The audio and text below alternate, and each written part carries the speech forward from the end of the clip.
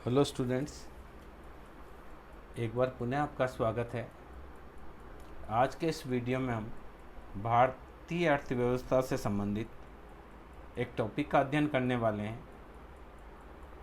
इस टॉपिक में हम भारत सरकार के द्वारा चलाई जा रही विभिन्न योजनाओं के बारे में डिस्कस करेंगे।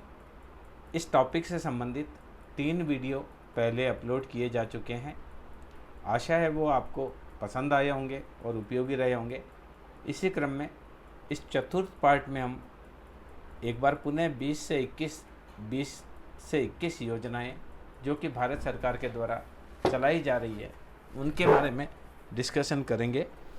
इसमें देखिए, पहली योजना जो ली है प्रधानमंत्री ग्रामीण डिजिटल साक्षरता अभियान। ये भी एक महत्वाकांक्षी योजना है। ये 7 अक्टूबर 2017 से प्रारंभ की गई और इसका मुख्य उद्देश्य ग्रामीण क्षेत्रों में डिजिटल क्रांति लाना, अर्थात ग्रामीण क्षेत्रों में भी नेट की उपलब्धता सुनिश्चित करने की दृष्टि से यह योजना चलाई गई। इस योजना का उद्देश्य ग्रामीण नागरिकों को सूचना, ज्ञान, कौशल के साथ सशक्त बनाना है और उन्हें शासन में भाग लेने के लिए सक्षम बनाना है।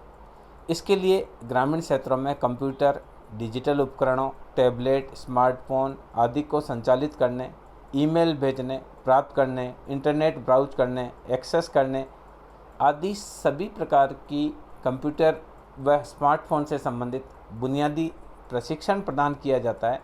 सेवाएं, सूचना की खोज, डिजिटल भुगतान आदि का प्रशिक्षण प्रदान किया जाता है। किस प्रकार वे अपनी समस्याएं, ग्राम से संबंधित समस्याओं को डिजिटल माध्यम से राज्य सरकार व केंद्र सरकार के समक्ष रख सकते हैं, इन सारी चीज़ों का उनको प्रशिक्षण दिया जाता है। तो इस दृष्टि से ये कह सकते हैं कि यह योजना ग्रामीण क्षेत्र के लोगों को कंप्यूटर व इंटरनेट से जोड़ने व उससे उनको साक्षर करने की दृष्टि में एक महत्वपूर्ण कदम कहा जा सकता है। वर्तमान में ग्रामीण क्षेत्रों में भी अधिकतर सभी लोगों के पास स्मार्टफोन है, लैपटॉप है, टैबलेट है और वह काफ़ी अधिक मात्रा में इसका प्रयोग करते हैं। तो इस दृष्टि से ये कार्यक्रम बहुत ही उल्लेखनीय कहा जा सकता है। दूसरा जो कार्यक्रम आपकी स्क्रीन पर शो हो रहा है वो है प्रधानमंत्री किसान संपदा योजना। ये जैसा कि नाम से ही विदित है, किसानों के लिए बनाई गई योजना है।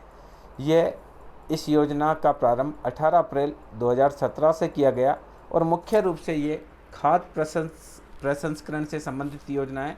क्योंकि हमारे यहाँ समस्या क्या है कि ग्रामीण क्षेत्रों में किसानों के पास अनाज के रखरखाव की सुविधा नहीं होने के कारण जैसे ही फसल आती है उसको उस फसल को खेत से ही सीधे मंडी में औने पौने दामों में बेच देना पड़ता है। अर्थात जब फसल की अच्छी रेट नहीं होती है परंतु उसके पास भंडारण की सुविधा नहीं होती है तो उसको मजबूरन उस जो अनाज है उसको बेचना पड़ता है।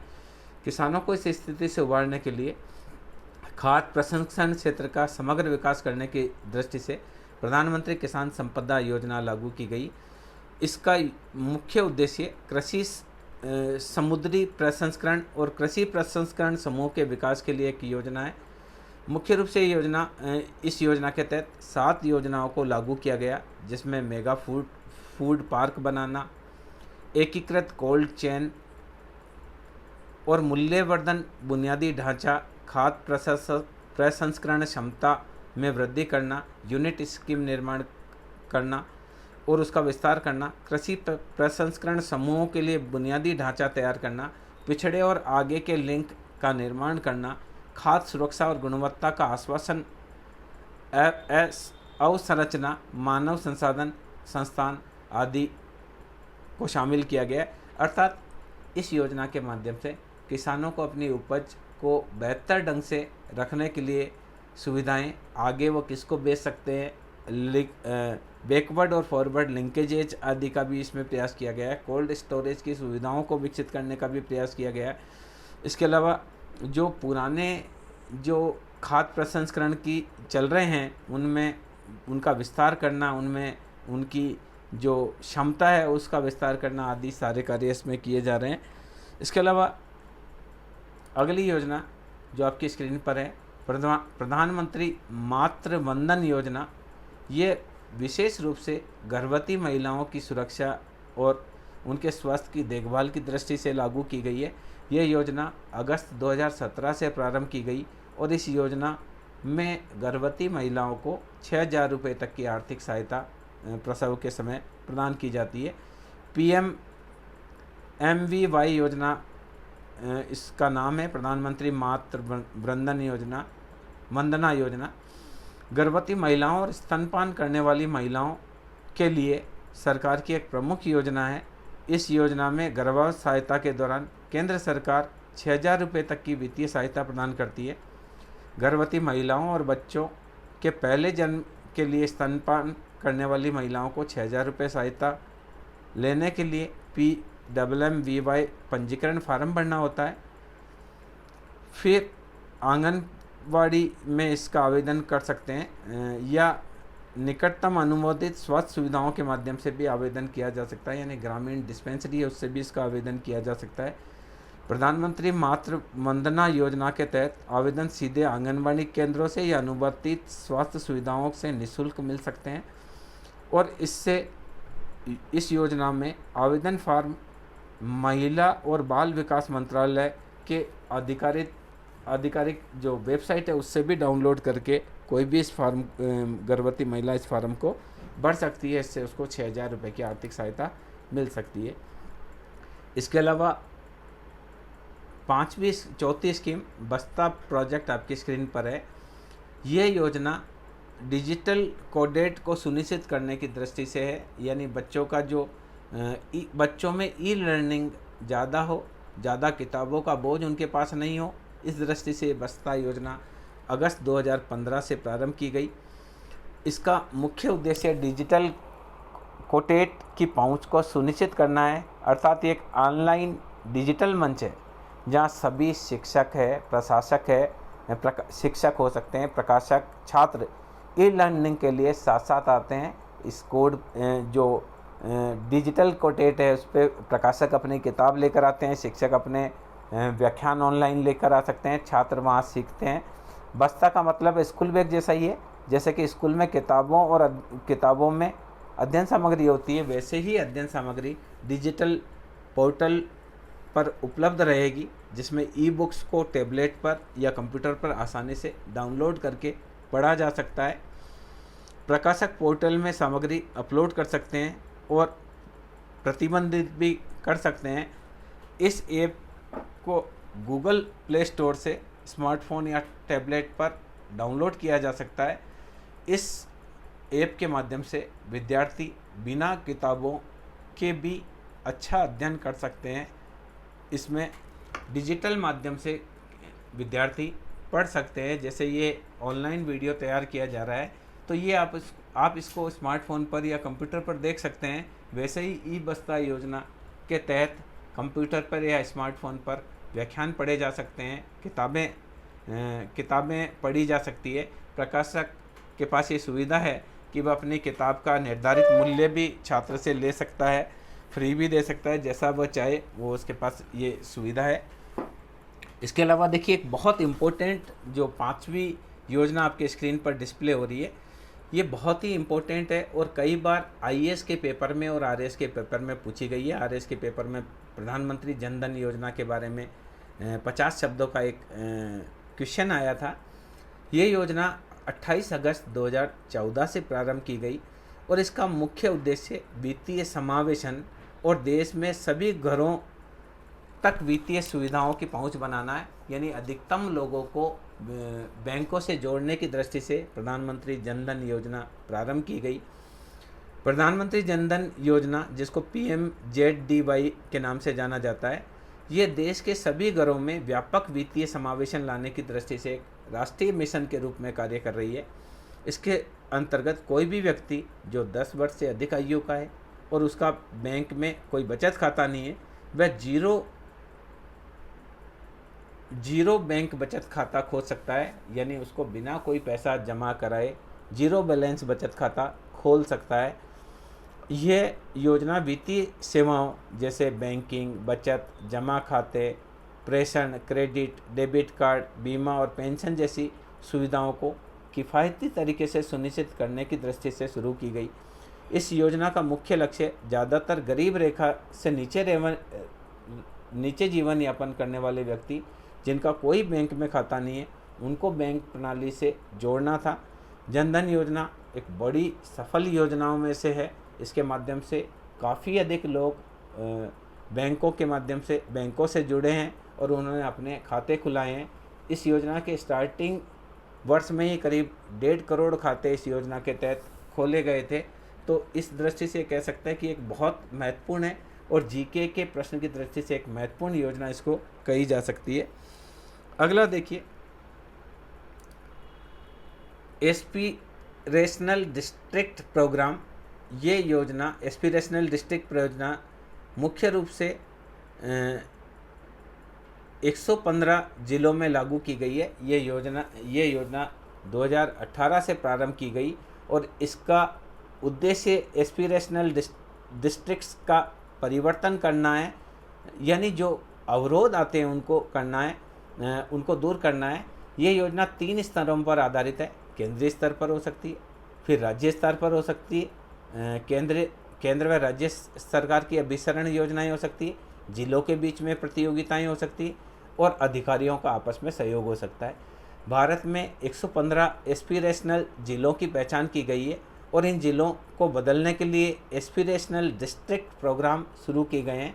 यानी इन जिलों में स्वास्थ्य की सुविधाएं, पोषण की सुविधाएं, शिक्षा की सुविधाएं, कृषि और जल संसाधन, वित्तीय समावेशन, कौशल विकास व बुनियादी ढांचे के विकास पर ध्यान दिया जाना इस योजना का मुख्य उद्देश्य है। यानी इस योजना के तहत 115 जिलों की पहचान करके उन जिलों का कायाकल्प करने का प्रयास इस योजना के तहत किया जा रहा है। अगली योजना देखिए, आपकी स्क्रीन पे 7 नंबर पे शो की गई है, एंटी नारकोटिक्स योजना। मुख्य रूप से भारत में बहुत अधिक पैमाने पर ड्रग्स आदि की तस्करी की जाती है। आपने एक पिक्चर भी देखी होगी, उड़ता पंजाब, जिसमें दिखाया गया कि किस प्रकार से पंजाब के युवा ड्रग्स में आ रहे हैं, ड्रग्स के एडिक्ट हो रहे हैं। या हमारे यहाँ कई बार फिल्म स्टार के बच्चे तक भी ड्रग्स से एडिक्ट होते हैं और कई खबरें आती है जो नशीली दवाओं के कारोबार से संबंधित होती है। तो इसी युवाओं में नशे की आदत को कम करने की दृष्टि से एंटी नारकोटिक्स योजना अक्टूबर 2004 से ही हमारे यहाँ प्रारंभ की गई है। इस योजना का मुख्य उद्देश्य नशीली दवाओं के दुरुपयोग व तस्करी को रोकना है। इस योजना में नकली दवाएं जो बन रही है उस पर लगाम लगाना, नकली दवाओं की अवैध खपत को रोकना, अंतर्राज्यीय सीमाओं पर अवैध चल रहे मादक पदार्थों की तस्करी को रोकना, दवाओं की मांग और आपूर्ति को संतुलित करना, सुनिश्चित करना और नशीली दवाओं की मांग को कम करना, सुनिश्चित करना आदि है। मादक और नशीले पदार्थों की तस्करी एक गंभीर मुद्दा है और युवाओं के बेहतर भविष्य को सुनिश्चित करने की दृष्टि से इससे निपटने की समय की ज़रूरत भी कही जा सकती है। तो इस दृष्टि से कहा जा सकता है कि ये योजना एक बहुत महत्वपूर्ण योजना है जो हमारे युवा पीढ़ी को नशे की लत से छुटकारा प्रदान करने और नशे की लत में पड़ने से पहले रोकने की दृष्टि से लागू की गई है। इस योजना के तहत सरकार इस बात का प्रयास कर रही है कि नशीली दवाओं का निर्माण न हो, ड्रग्स का निर्माण न हो और अंतर्राज्यीय जो गिरोह जो कि नशीली पदार्थों का तस्करी करते हैं उन पर लगाम लगाई जा सके। ये इस दृष्टि से ये योजना है। अगली योजना की बात करते हैं जो कि बहुत इम्पोर्टेंट है, कई बार ये भी प्रतियोगी परीक्षाओं में पूछी गई है। यह है प्रधानमंत्री सुकन्या समृद्धि योजना। इस योजना के तहत कई लोगों ने अपनी बच्चियों के खाते पोस्ट ऑफिस में खुलवाए हैं। ये एक इम्पोर्टेंट योजना है जो कि 22 जनवरी 2015 से लागू की गई है। इस योजना का मुख्य उद्देश्य लड़कियों का भविष्य सुनिश्चित करना है। सुकन्या समृद्धि योजना के तहत बालिकाओं के लिए एक महत्वाकांक्षी छोटी जमा बचत योजना है। योजनाओं के तहत एक बचत खाता बालिका के नाम खोला जाता है जिसमें 14 वर्षों के लिए पैसा जमा किया जा सकता है और लड़की की आयु 18 वर्ष होने के बाद या उसकी शादी या उच्च शिक्षा के अध्ययन उद्देश्यों की पूर्ति के लिए 18 वर्ष बाद इसमें से 50% पैसा निकाला जा सकता है। लड़की की 21 वर्ष की आयु पूरी होने के बाद यह परिपक्व राशि जो सरकार के द्वारा तय की गई ब्याज सहित 21 वर्ष की आयु लड़की की पूरी होने के बाद जो भी राशि जमा होगी उसमें सरकार के द्वारा निर्धारित जो ब्याज है वो जोड़कर उसे वापस कर दी जाएगी। निवेश व रिटर्न जो इसमें निवेश किया जाता है वो भारतीय आयकर अधिनियम की धारा 80C के तहत ऋण मुक्त आयकर मुक्त है, अर्थात इसमें जो पैसा जमा कराया जाता है उसमें टैक्स रिबेट का फ़ायदा मिलता है। 1 साल की अवधि में इसमें 1.5 लाख रुपए तक निवेश किया जा सकता है, जैसे कि पीपीएफ में किया जाता है वैसे इसमें 1.5 लाख रुपए तक का निवेश किया जा सकता है। जबकि कम से कम पीपीएफ की तरह इसमें 1 साल की अवधि में कम से कम 1,000 रुपये इस योजना के तहत कन्या के खाते में जमा कराना आवश्यक है। यह भी एक बहुत अच्छी योजनाओं में से है जो कि केंद्र सरकार के द्वारा लागू की गई। इससे अगली योजना भी बहुत प्रचलित योजना के रूप में है प्रधानमंत्री मुद्रा योजना।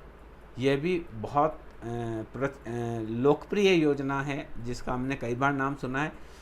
इस योजना का मुख्य उद्देश्य सूक्ष्म उद्यम क्षेत्र में वृद्धि के लिए वित्तीय सहायता प्रदान करना है, यानी जो सूक्ष्म उद्योग है, कुटीर उद्योग है, उनको वित्तीय सहायता प्रदान करने की दृष्टि से प्रधानमंत्री मुद्रा योजना लागू की गई। ये भी जो प्रश्न है इस योजना के बारे में विभिन्न प्रतियोगी परीक्षाओं में पूछा गया है, इस दृष्टि से ये भी बहुत इम्पोर्टेंट योजना है। गैर कारपोरेट लघु व्यवसाय के क्षेत्र में वित्त पोषण प्रदान करने के उद्देश्य से प्रधानमंत्री मुद्रा योजना micro unit development and refinance agency शुरू की गई है। प्रधानमंत्री मुद्रा योजना PMMY देश भर में सभी बैंक शाखाओं में उपलब्ध है। छोटे व्यवसाय, स्टार्टअप या अपना उद्यमी कारोबार शुरू करने के लिए 50,000 से 10 लाख रुपए तक का ऋण इस योजना के तहत प्राप्त कर सकते हैं। इस दृष्टि से इस योजना को बहुत ही महत्वपूर्ण योजना कहा जा सकता है, क्योंकि भारत में बहुत सारे लोग अपना स्वरोजगार प्रारंभ करना चाहते हैं।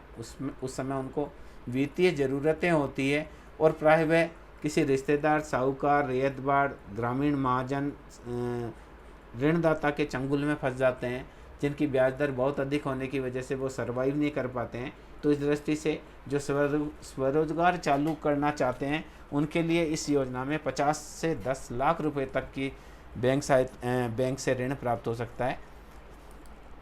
इसके अलावा देखिए समग्र शिक्षा अभियान SSY इसका नाम है। ये 28 मार्च 2018 को प्रारंभ की गई। इसमें इस योजना का उद्देश्य शिक्षा से जुड़ी सभी योजनाओं को एक साथ जोड़ने की दृष्टि से ये लागू की गई। सरकार ने जो पहले चल रही 3 योजनाएं हैं उन सबको समग्र शिक्षा अभियान में जोड़ दिया। इसमें सर्व शिक्षा अभियान जो चल रहा था, राष्ट्रीय माध्यमिक शिक्षा अभियान और राष्ट्रीय शिक्षा ट्राई, इन तीनों को एक साथ करके समग्र शिक्षा अभियान शुरू किया गया है। यह योजना राज्यों में प्री नर्सरी से कक्षा 12वीं तक स्कूल शिक्षा की पहुंच को सार्वभौमिक बनाने में सहायता प्रदान करेगी। यानी इस कार्यक्रम का उद्देश्य सबको अच्छी शिक्षा प्रदान करना है। पहले क्या हो रहा था कि शिक्षा के क्षेत्र में अलग अलग योजनाएं चल रही थी। एक तो सर्व शिक्षा अभियान चल रहा था, एक राष्ट्रीय माध्यमिक शिक्षा अभियान अलग से चल रहा था, और इसके अलावा शिक्षक शिक्षा ट्राई अलग चल रहा था, और इनमें अलग अलग रूप से सरकार को पैसा खर्च करना पड़ रहा था और इन योजनाओं में आपस में कोऑर्डिनेशन भी नहीं था।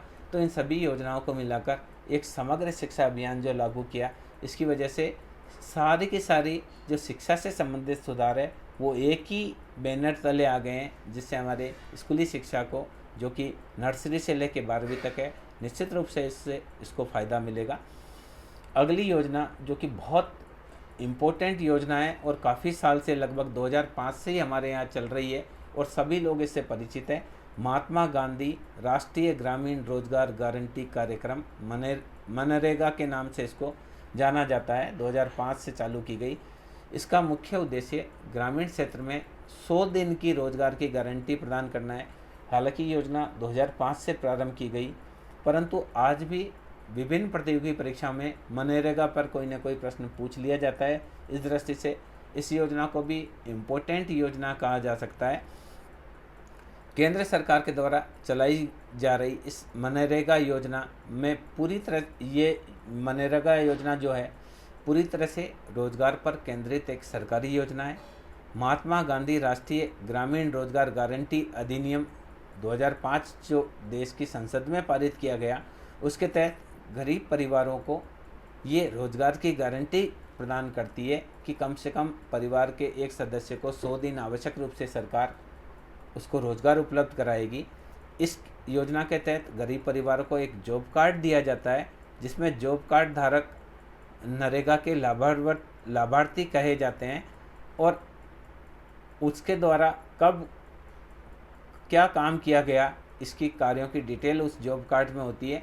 यानी हर साल लाभार्थी को एक नया नरेगा जॉब कार्ड दिया जाता है, जिससे वह आसानी से मनरेगा की आधिकारिक वेबसाइट जो है उस पर देख सकता है कि मैं कहाँ जॉब कर सकता हूँ। नरेगा जॉब कार्ड लिस्ट 2019 का उपयोग से आप अपने गांव की या शहर की पूरी सूची देख सकते हैं कि हमारे शहर या हमारे गांव में किस किस लोगों को इस योजना के माध्यम से रोजगार दिया गया या आगामी वर्ष में कौन कौन लोग मनरेगा में काम करेंगे। हर साल नए लोग इससे जुड़ जाते हैं और कुछ योग्यता के मापदंडों के आधार पर हटा दिए जाते हैं। कुछ लोग जिनकी आर्थिक स्थिति अच्छी हो जाती है फिर उनको जॉब से अलग कर दिया जाता है, और जिनकी आर्थिक स्थिति गड़बड़ होती है उनको इसमें जोड़ दिया जाता है। कहने का तात्पर्य ग्रामीण क्षेत्र में रोजगार गारंटी प्रदान करने की दृष्टि से ये एक बहुत महत्वपूर्ण योजना है। जो भी व्यक्ति नरेगा की योग्यता व मापदंड को पूरा करता है वह नरेगा जॉब कार्ड के लिए ऑनलाइन आवेदन कर सकता है। ये आपको ग्रामीण क्षेत्रों में ई मित्र के माध्यम से भी आवेदन किया जा सकता है। अगर ऐसी स्थिति में आपने आवेदन किया हुआ है और आपका जॉब कार्ड है और अगर सरकार आपको रोज़गार उपलब्ध कराने में विफल रहती है तो ऐसी स्थिति में आपको एक निश्चित राशि सरकार के द्वारा प्रदान की जाएगी। सामान्यतः इस योजना में 100 दिन का रोज़गार सरकार के द्वारा प्रदान कर दिया जाता है।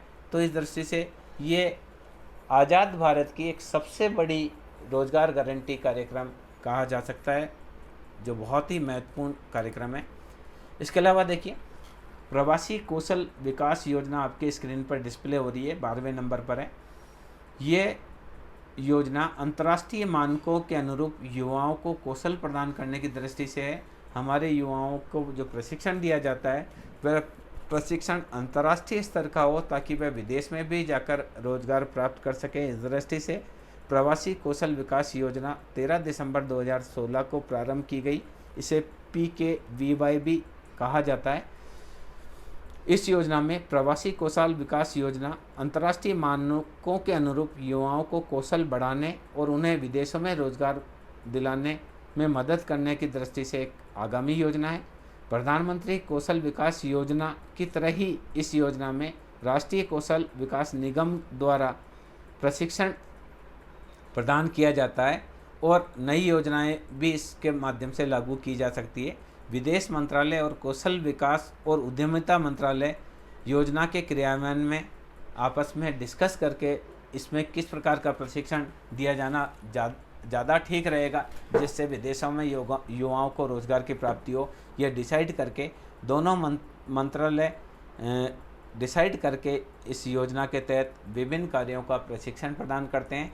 साथ ही इस योजना में जो लाभान्वित है उनका विदेशों में जॉब दिलाने में भी सहायता करने का प्रयास ये दोनों डिपार्टमेंट्स करते हैं। इसके लिए उनका जो कार्ड है जिसको हम बोलते हैं वो भी बनाने के लिए इसमें सहायता प्रदान की जाती है। अगली योजना जो आपकी स्क्रीन पर दिख रही है, प्रधानमंत्री सुरक्षित मातृत्व अभियान, मुख्य रूप से गर्भवती महिलाओं की मुफ्त स्वास्थ्य जांच की दृष्टि से ये योजना प्रधानमंत्री सुरक्षित मातृत्व अभियान 9 जून 2016 से प्रारंभ किया गया। इस योजना में देश भर में गर्भवती महिलाओं के लिए स्वास्थ्य सुविधाओं को बढ़ाने की दृष्टि से है। सभी गर्भवती महिलाओं को उनकी भलाई सुनिश्चित करने के लिए उनकी गर्भावस्था के 4 महीने बाद किट व पैकेज मुहैया इस योजना के तहत दिया जाता है। यह नए जन्मे बच्चों के लिए अच्छा स्वास्थ्य सुनिश्चित करेगा। यानी इस योजना के तहत महीने की प्रत्येक 9 तारीख को मुफ्त स्वास्थ्य की जांच गर्भवती महिलाओं की जाती है। आवश्यक उन्हें उपचार प्रदान किया जाता है। ये योजना मातृत्व मृत्यु दर को भी कम करेगी और उनके स्वास्थ्य संबंधी मुद्दों और बीमारियों के बारे में जागरूक करती है। इस योजना का उद्देश्य यह है कि जो गर्भवती महिलाएं वह स्वस्थ बच्चे को जन्म दें। इस दृष्टि से उनकी समय समय पर जांच की जाती है और उनको आवश्यक चिकित्सा सुविधाएं उपलब्ध कराई जाती है। उनको आयरन, फॉलिक एसिड, जो भी दवाइयों की आवश्यकता होती है, पोषक आहार की आवश्यकता होती है, वह सारी उसमें सुनिश्चित करने का प्रयास किया जाता है। तो एक सुरक्षित मातृत्व अभियान के तहत एक अच्छी योजना कही जा सकती है। इसके अलावा प्रधानमंत्री जीवन ज्योति बीमा योजना, ये मुख्य रूप से सभी भारतीय नागरिकों को उपलब्ध कराने की दृष्टि से जीवन बीमा उपलब्ध कराने की दृष्टि से प्रधानमंत्री जीवन ज्योति बीमा योजना 9 मई 2015 में प्रारंभ की गई। यह भी एक महत्वपूर्ण योजनाओं में से है। इस पर भी कई बार जीके में प्रश्न पूछा गया है। इस प्रधानमंत्री जीवन ज्योति बीमा योजना भारत में एक सरकार समर्थित जीवन बीमा योजना है, जिसका उद्देश्य भारत में रह रहे लोगों को जीवन बीमा कवर की पहुंच बढ़ाना है। यानी इस योजना में 18 से 50 वर्ष के बीच सभी भारतीय नागरिकों को इसमें शामिल किया गया है। इस योजना के तहत पॉलिसी धारक 330 रुपये सालाना प्रीमियम देकर साल भर के लिए अपना बीमा कवर प्राप्त कर सकते हैं। वह नागरिक जिनका बैंक में एक बचत खाता है और जिनकी आयु 18 से 50 वर्ष है, वह इस योजना का लाभ उठा सकते हैं। यानी इसमें 330 रुपये सालाना देकर 2 लाख रुपए तक का बीमा राशि इसमें कवर होती है। आप जिसने 330 रुपये सालाना प्रीमियम दिया है, इसकी आकस्मिक या बीमारी से मृत्यु होने पर 2 लाख रुपए तक का भुगतान उनके परिवारजनों को सरकार के द्वारा इस योजना के तहत किया जाता है। इसके अलावा प्रधानमंत्री सुरक्षा बीमा योजना, ये भी 9 मई 2015 को प्रधानमंत्री जीवन ज्योति बीमा योजना के साथ ही लागू की गई थी। दोनों योजनाएं साथ साथ लगी थी, साथ ही चालू की गई थी। ये योजना बहुत सस्ती योजना है। केवल 12 रुपये के प्रीमियम पर 2 लाख रुपए तक का दुर्घटना बीमा इस योजना के तहत किया जाता है। इस योजना का उद्देश्य सभी भारतीय नागरिकों को दुर्घटना बीमा उपलब्ध कराना है। प्रधानमंत्री जीवन ज्योति बीमा योजना भारत में एक सरकार समर्थित जीवन बीमा योजना है, जिसका उद्देश्य भारत में लोगों की बीमा कवर पहुंचाना है। ये जो प्रधानमंत्री सुरक्षा बीमा योजना है, ये दुर्घटना के समय वित्तीय सहायता प्रदान करती है। जो भी व्यक्ति 18 साल से 70 साल का हो, उन सभी भारतीय नागरिकों के लिए ये बीमा योजना उपलब्ध है। इस योजना के तहत पॉलिसी धारक को 12 रुपये यानी महीने का 1 रुपया प्रीमियम देकर 2 लाख रुपए तक का एक्सीडेंटल बीमा लिया जा सकता है। वह नागरिक जिनका बैंक में एक बचत खाता है और उनकी आयु 18 से 50 वर्ष है, वो इस योजना का लाभ उठा सकते हैं। कहीं ये 70 वर्ष लिखा है, बाकी ये 18 से 50 वर्ष है। इसको थोड़ा सा करेक्ट करके आपको अगले वाले में बताएंगे। कहने का तात्पर्य यह है कि प्रधानमंत्री बीमा सुरक्षा योजना में मात्र 1 रुपये प्रति माह का प्रीमियम भुगतान करके 2 लाख रुपए तक का दुर्घटना बीमा लिया जा सकता है। जबकि जो प्रधानमंत्री जीवन ज्योति बीमा योजना है, उसमें साल भर का 330 रुपये देकर व्यक्ति अपना लाइफ इंश्योरेंस ले सकता है। इन दोनों में अंतर है। वह दुर्घटना से मृत्यु होने की दशा में 2 लाख रुपए देता है, जिसमें 1 रुपये का प्रीमियम है, और दूसरा जिसमें 330 रुपये का प्रीमियम है, वह किसी भी प्रकार की प्राकृतिक मृत्यु होने पर 2 लाख रुपए तक का बीमा सुरक्षा प्रदान करती है। अगली योजना की हम बात करते हैं, राष्ट्रीय वयोश्री योजना। ये बजट 2015-16 में लागू की गई, लॉन्च की गई। ये वरिष्ठ नागरिकों के लिए जीवन सहायक उपकरण उपलब्ध कराने की दृष्टि से ये योजना लागू की गई। यानी जो वृद्ध नागरिक है, जिनको जीवन सहायक उपकरण चाहिए, कोई कोई विकलांग है तो उसको कोई इक्विपमेंट्स चाहिए, चश्मा चाहिए वरिष्ठ नागरिकों को, या कोई भी अन्य उपकरण चाहिए, तो ये राष्ट्रीय वयोश्री योजना लागू की गई है। इसमें गरीबी रेखा से नीचे जीवन यापन करने वाले वरिष्ठ नागरिकों के लिए सरकार ने ये लागू की है। इसके तहत बीपीएल परिवारों से संबंध रखने वाले वरिष्ठ नागरिकों के जीवन को आसान बनाने के लिए मुफ्त सहयोगी उपकरण सरकार के द्वारा प्रदान किए जाते हैं। जो भी उपकरण उनको, जैसे सुनने की मशीन चाहिए तो वो उपलब्ध कराई जाएगी, उनको चश्मे की ज़रूरत है तो वो उपलब्ध कराया जाएगा, या और भी कोई सहायता उनको चाहिए तो वह उसमें योजना में उपलब्ध कराई जाएगी। अगला देखिए, प्रधानमंत्री महिला शक्ति केंद्र योजना। यह योजना 22 नवंबर 2017 को प्रारंभ की गई।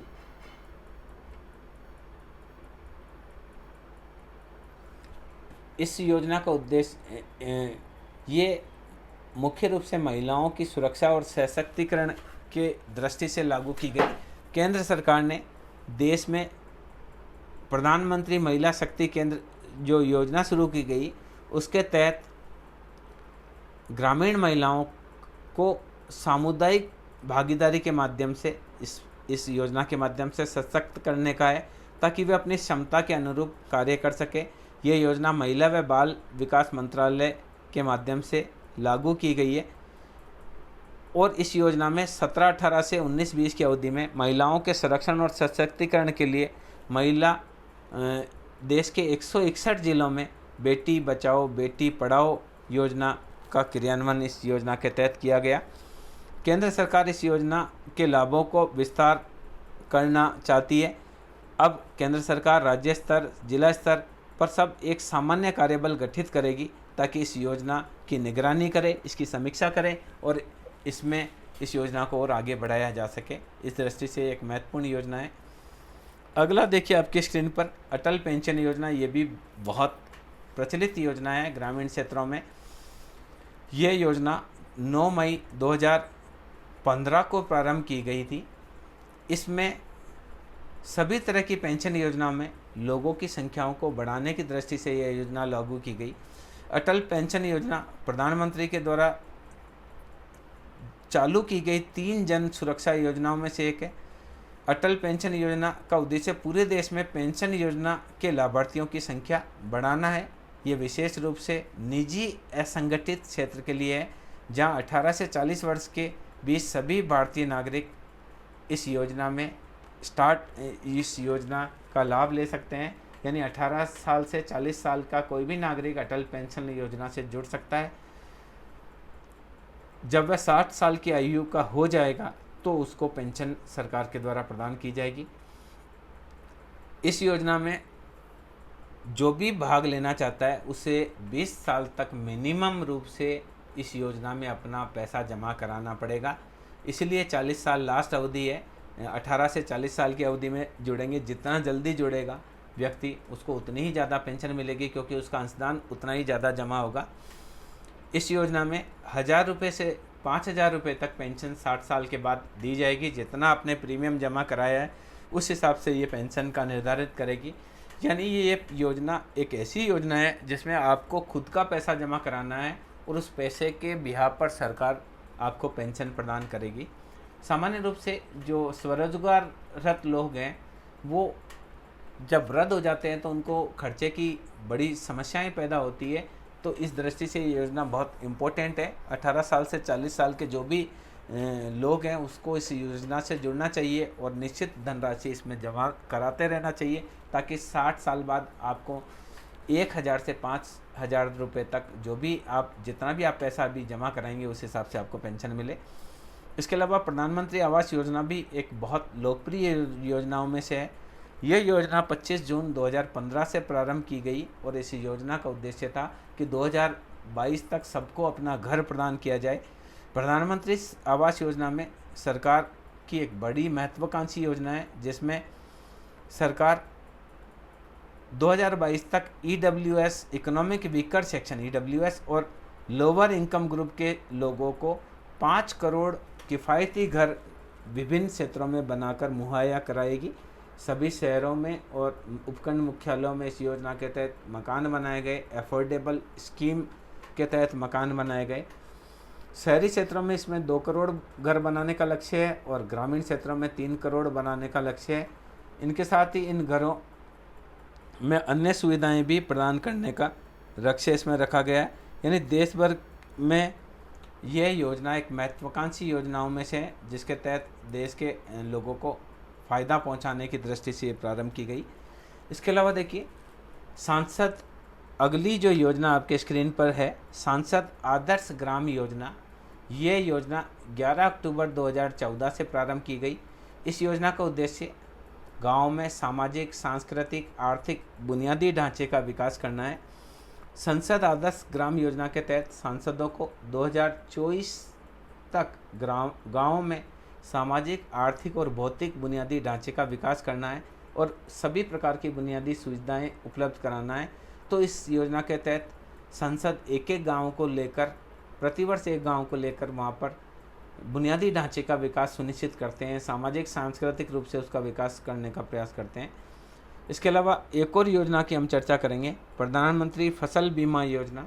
यह भी बहुत महत्वपूर्ण योजनाओं में से एक है। यह योजना 11 अक्टूबर 2014 को प्रारंभ की गई। इस योजना का उद्देश्य किसी भी स्थिति में किसान की फसल खराब होने पर उसको फसल का बीमा सुरक्षा उपलब्ध कराना है, ताकि उसको नुकसान न हो। कभी भारी बारिश आ जाती है, कभी प्राकृतिक आपदा हो जाती है, कभी कीटों और बीमारियों से किसान की फसल खराब हो जाती है, अकाल और सूखे से किसानों की फसल खराब हो जाती है। तो 2014 से ये योजना, प्रधानमंत्री फसल बीमा योजना चालू की गई। मुख्य रूप से ये 18 फरवरी 2016 से इसमें लॉन्च हुई है।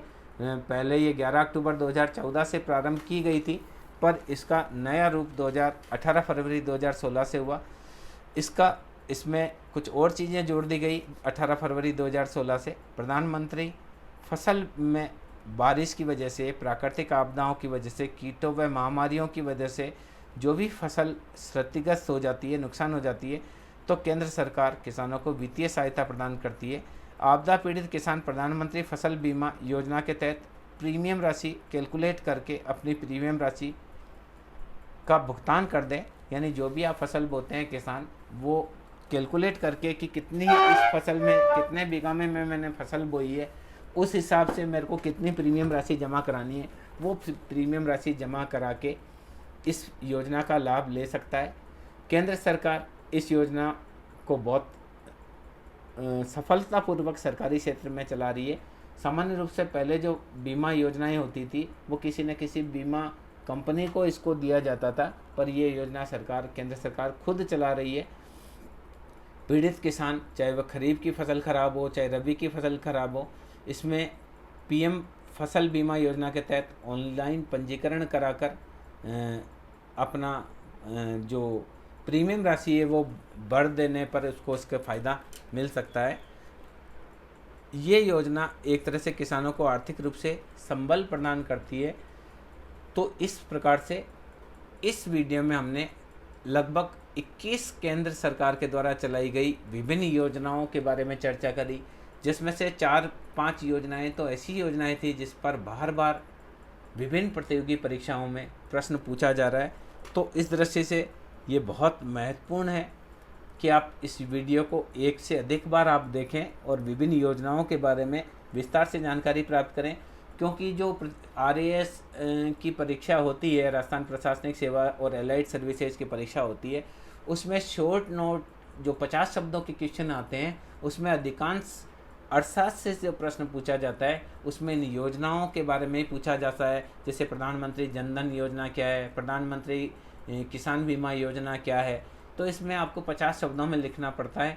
तो इस दृष्टि से ये जो वीडियो बनाए गए हैं उसमें प्रयास मेरा यह रहा है कि 50 से 60 शब्द के बीच में आपको योजनाएं समझाई जाए या उससे भी ज़्यादा शब्दों का प्रयोग किया जाए, ताकि आप आसानी से इस योजना के बारे में लिख सकें। मैं समझता हूँ ये वीडियो आपकी प्रतियोगी परीक्षा की तैयारी के लिए उपयोगी रहेगा। बहुत बहुत धन्यवाद। Thank you.